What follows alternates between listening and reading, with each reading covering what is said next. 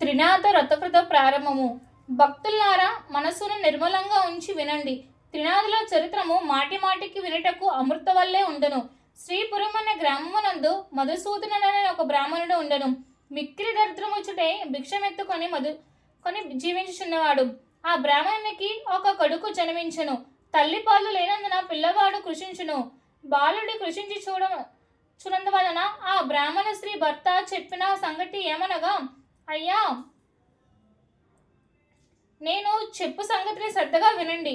పిల్లవానికి పాల నిమిత్తమును పాలుగల ఆవునొకటి తీసుకురండి అని చెప్పగా ఆ మాట భర్త విని ఏమి చెప్పుచున్నాడంటే, ఓ స్త్రీరత్న, నీకు వెర్రి పట్టినదా? మనము చూడగా బీదవారము. పాలుగల ఆవు ఎలాగను దొరుకుతున్నది? ధనరత్నములు మనకు లేవు. నేను లోకములో ధన్యత పొందుతాను. ఎవరికి ధన సంపత్తులు కలిగి ఉండునో వారికి లోకమంతా మర్యాదలు చేస్తారు. అట్టి వానికి అంత భయపడతారు. నా వంటి బీదవారిని ఎవరు అడుగురు అని బ్రాహ్మణుడు చెప్పగా భార్య మిగులు దుఃఖించుడై, ఓ బ్రాహ్మణుడా, నీవు మా వంటి బీద ఇంటిలో ఈ బిడ్డను ఎందుకు గుర్తించినావు? ఏమి తిని ఈ బిడ్డ బ్రతుకుతాడు?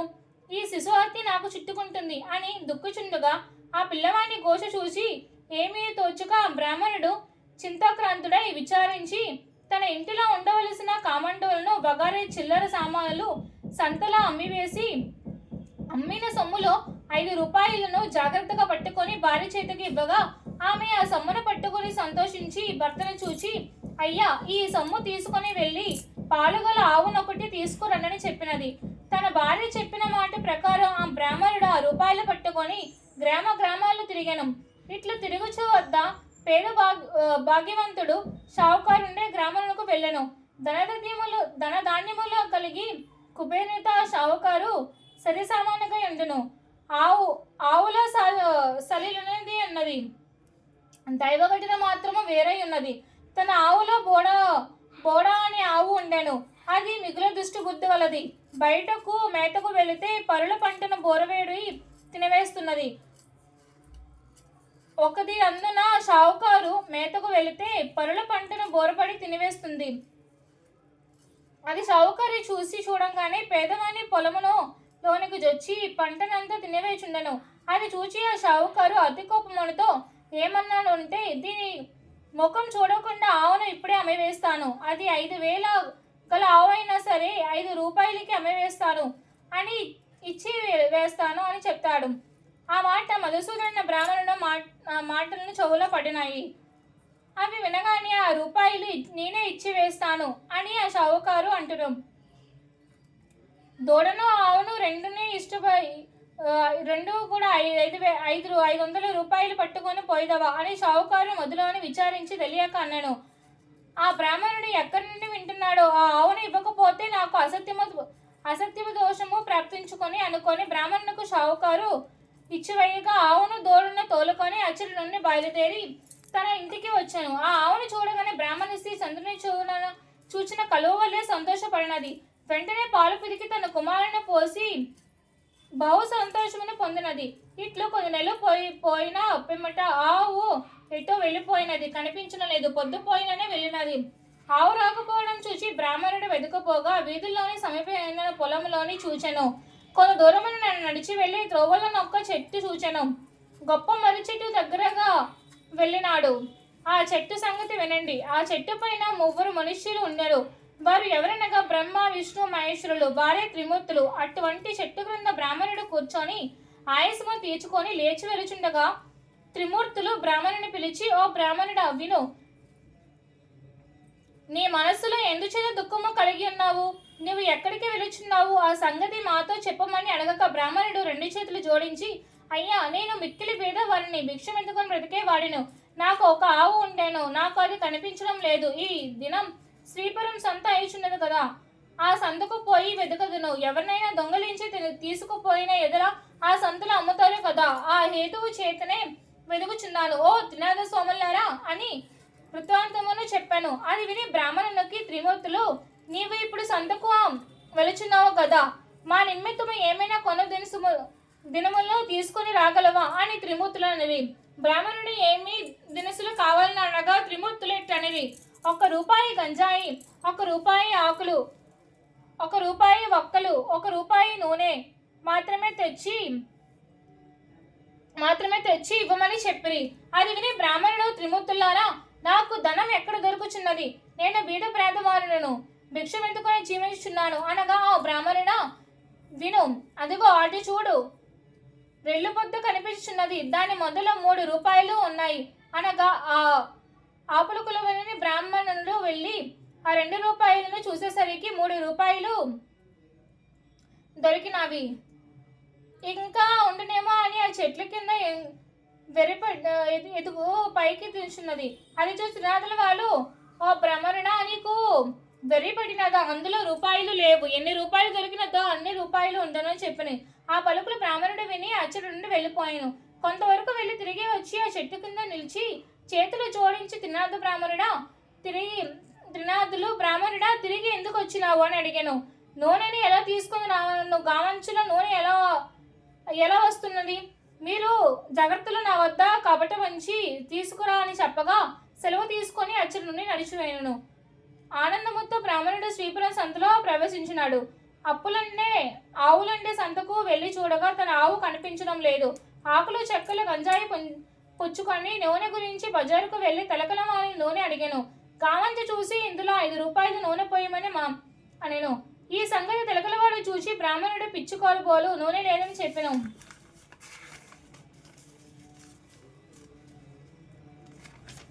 అచ్చట మరి ఒక్క ముసలి తెలికిన వాడు నూనె అడిగాను.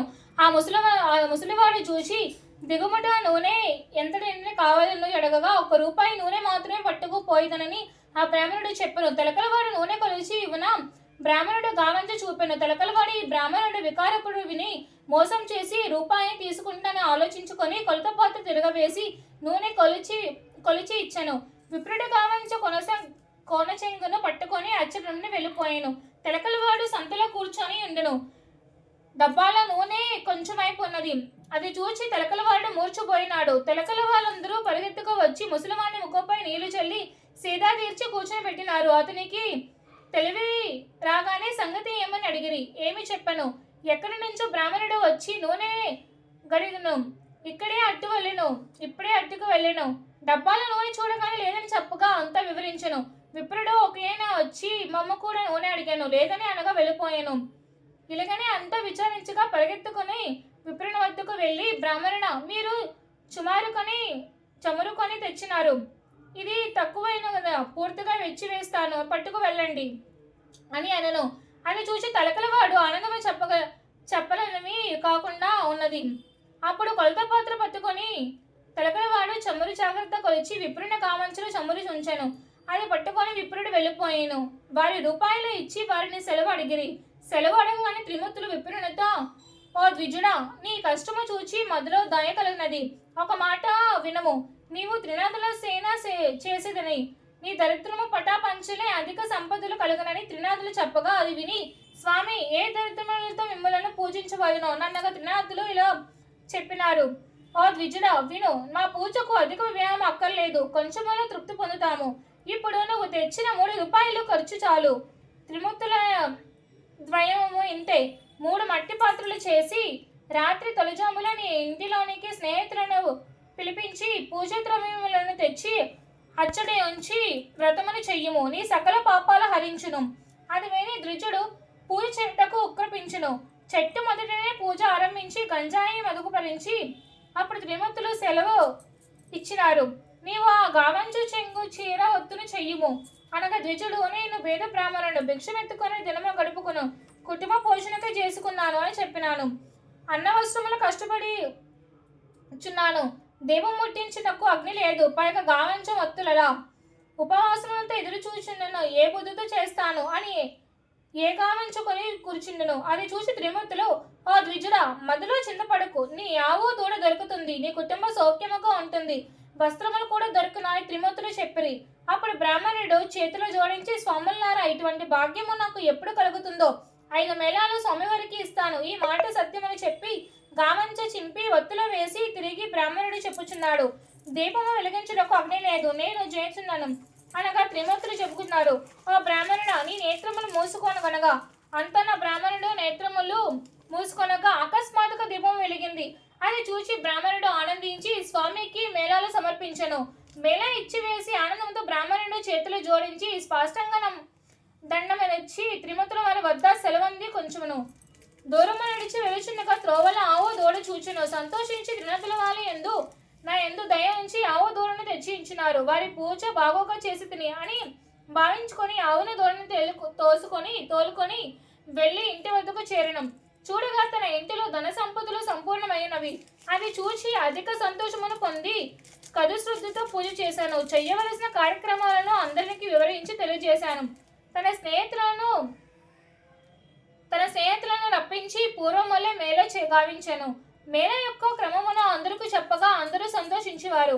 ఆ రాజ్యంలో ఉన్న ప్రజలందరూ దినాల పూజ చేసి దరిద్రులుగా ఉన్నవారు కూడా కోటి సంపదలు కలవారయ్యారు. అందరి ఎందు సుఖ సంతోషములు నిండి ఉన్నాయి. దాని వలన షావుకారులు అందరూ వ్యాపారంలో పడిపోయినవి. ఆ వ్యాపారులందరూ ఆ దేశపు రాజు దగ్గరకు వెళ్ళి మొర్రపెట్టుకున్నారు. రాజు వారిని చూచి అడగనగా మీరు అందరూ ఎందుకు వచ్చినారు అని అడగగా, అయ్యా, మధుసూదనుడనే బ్రాహ్మణుడు దరిద్రము గుచుటమై భిక్షమెత్తుకునేవాడు శ్రీపురమును వెళ్ళి వచ్చి త్రినాథ మేళను ఆచరించెను. త్రినాథులు ఏ దేవతలో వారిని బ్రాహ్మణుడు పూజించెను. సకల సంపదలతో కలిగినవి. మన ఊరిలో ఉన్న రైతులు 8 మంది ఈ త్రినాథ మేళ చేశారు. గుడ్డివారు కృంటివారు అందరూ కలిసి మేళా చేశారు. అందరూ మోక్షమందారులేరు. ధనధాన్యములు కలిగి కుబేరునితో సమానమైపోయారు. అందువల్ల మా వ్యాపారులు పోయినవి క్రయ విక్రమకులమైన ఎలగనక జరుగుతాయి అని చెప్పగా రాజు విని చాలా కోపం తెచ్చుకొని సకల జనులను పిలిపించి ఇట్లు చెప్పెను. త్రినాథులు దేవతల ఏమి దేవతలు, వారిని మీరు ఎలా పూజించుకున్నారు అని చెప్పుచుంటిని వినండి. ఆ పూజ మీరు చేయకూడదు. అట్టి పూజ ఎవరు చేస్తారో వారి 500 రూపాయలు జరిమానా ఇచ్చి 6 మాసాలు ఖైదీలో ఉండవలను. అట్లు లేని ఎదుల సులము చేయబడుతున్నది. రాజుగారు తాకీదు ప్రజలందరికీ పంపించి వేసినారు. ఈ సంగతి త్రినాథ వారికి తెలిసి రాజుకు దండాన్ని విధించినారు. దాని ఫలితంగా రాజకుమారుడు చనిపోయినారు.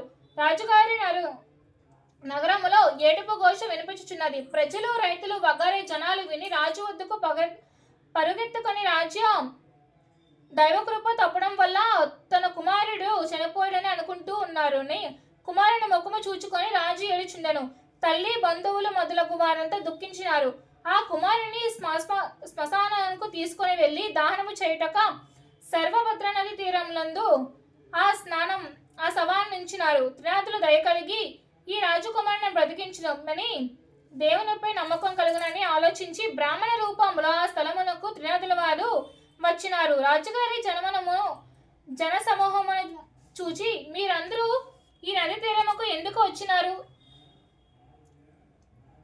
ఎలా విచారంగా కూర్చున్నారు, ఈ పిల్లవాడు ఎందుకు పడుకున్నాడు, ఇతని శరీరములో చలనం లేదు అని అడగక త్రిమూర్తులతో వాళ్ళు ఇలా అనరు. మీతో ఏమి చెప్పగలం, ఈ రాజకుమారుడు చనిపోయాడు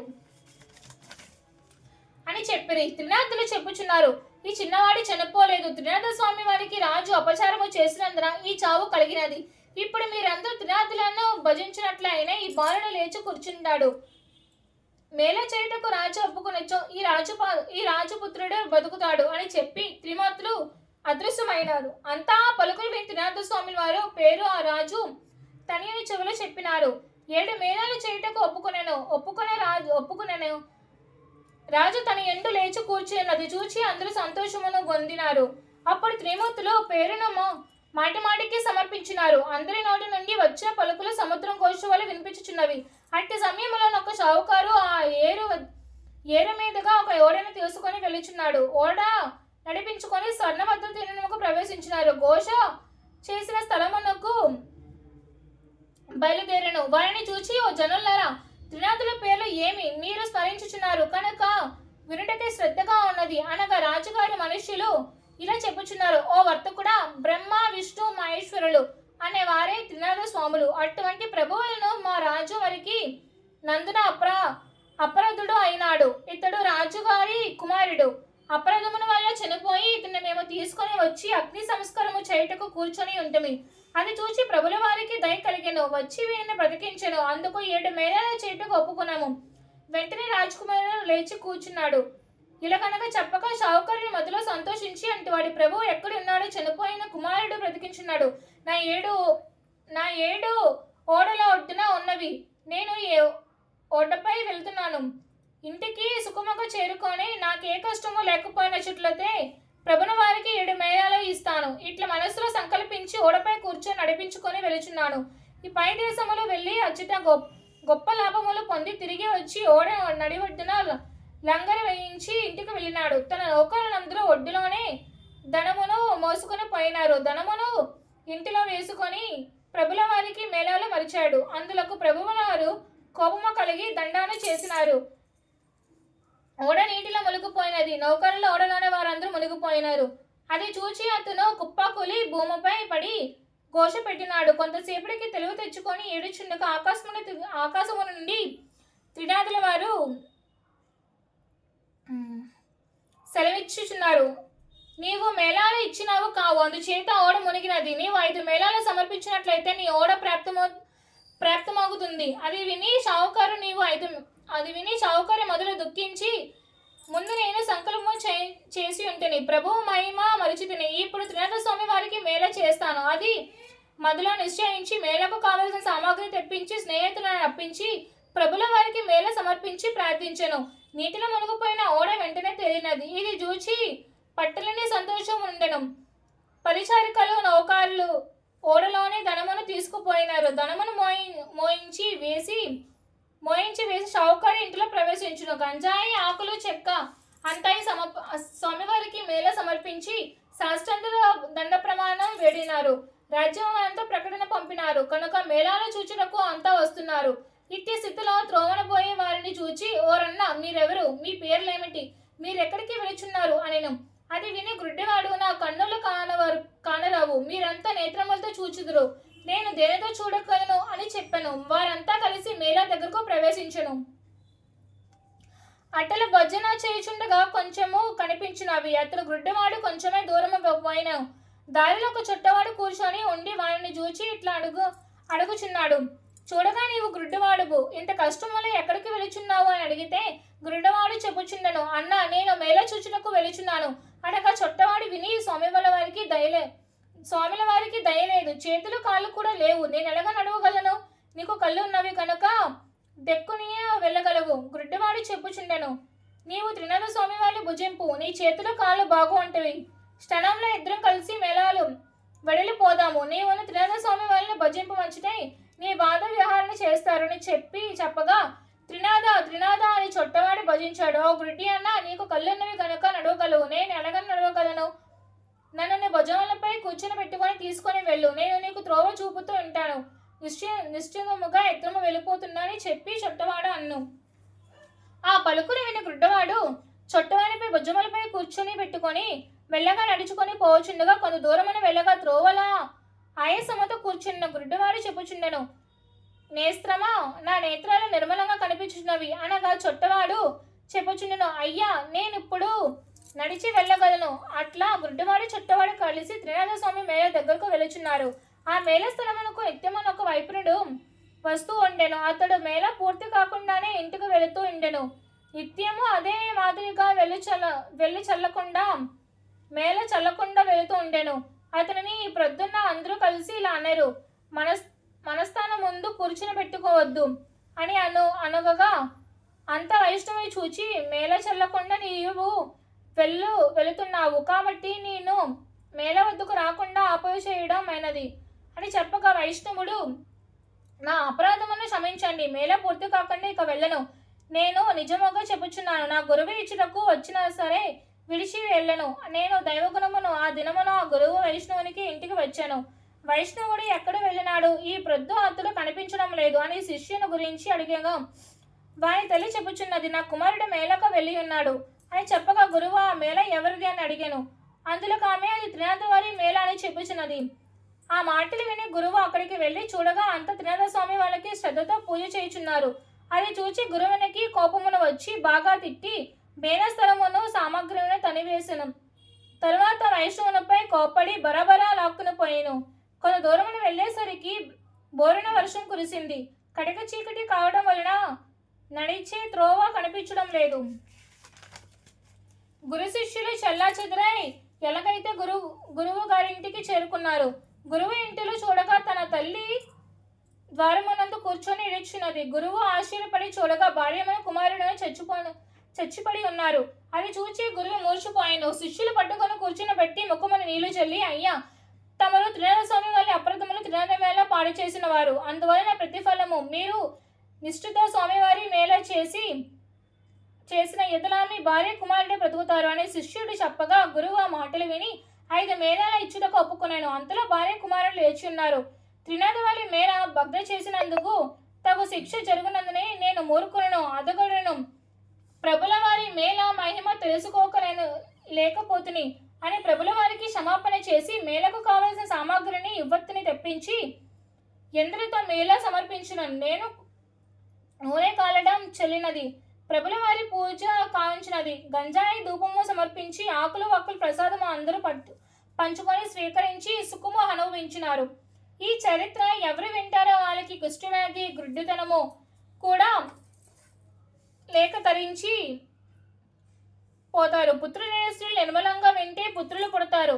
పురుషులు విన్న ఎదులా అన్న వస్త్రములకు కలిగి సుఖపడతారు.